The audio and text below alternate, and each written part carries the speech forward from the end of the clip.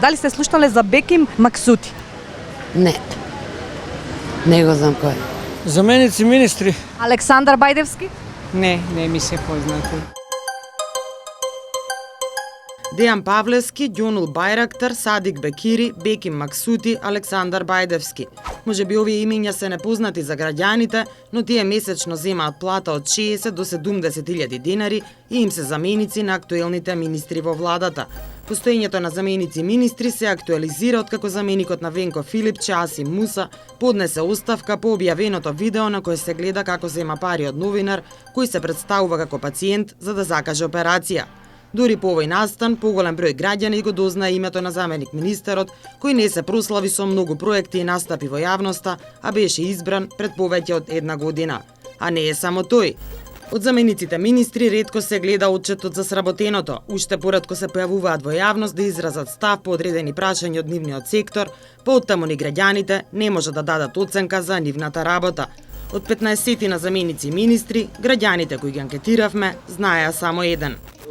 Заменик, тешко ќе ми текне сега. Заменик не е овој од што беше градоначалник на Черновски, како се каже, да знам дека е заменик за надворешни работи што беше.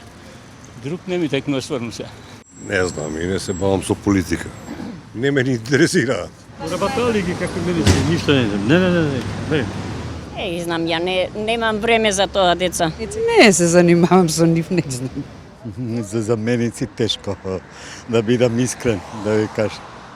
Министри ги знам, ама замениците, може да не кажам, не знам кои се, да бидам искрен. Заменици? Заменици, ви текнували на некој име?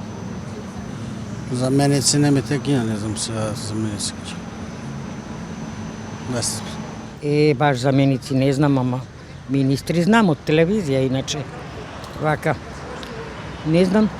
Не ги знам, не ме не интересира политиката. Така да, не сум добил ништо од нив. Ова е Беким Максути, заменикот на министерката за одбрана Радмила Шекеринска. Зема плата од 65.000 денари, љубител е на класична музика, поп, рок и активен е во спортови како алпинизам, скијање, фудбал и шах. Ако го пребарате на интернет, ќе видите дека Максути има долга кариера во АРМ и во одбраната, но токму како мајор со армиска униформа салутирал пред споменик на паднати борци на УЧК во 2012-та. Освен неколку изјави за јавност и неколку протоколарни посети на други држави, за него не можат да се најдат повеќе активности. Благе Цветковиќ е заменик на министерот за земјоделство. Освен што го заменувал министерот на седници на владата, за него не можат да се најдат никакви други податоци и активности.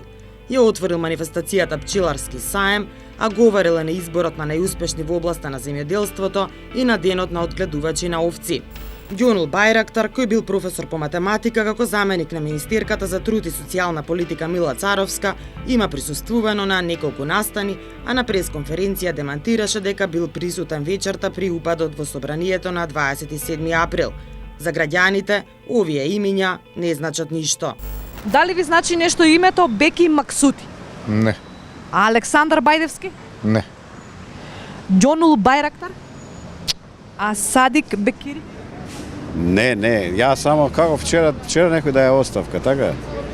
Муса ли како беше, така нешто? Тој да, го знам и уште пред да ја оставка. СДСМ во програмата за живот во Македонија вети намалување на бројот на министри, но тоа не се случи. Ако министерот е одсутен на седницата на владата, може да присуствува и да одлучува неговиот заменик. Замениците министри остануваат дел од партиската поделба меѓу коалицијските партнери, бидејќи на секој министер од владеачката партија од македонскиот блок има негов заменик од помалите коалицијски партнери или обратно.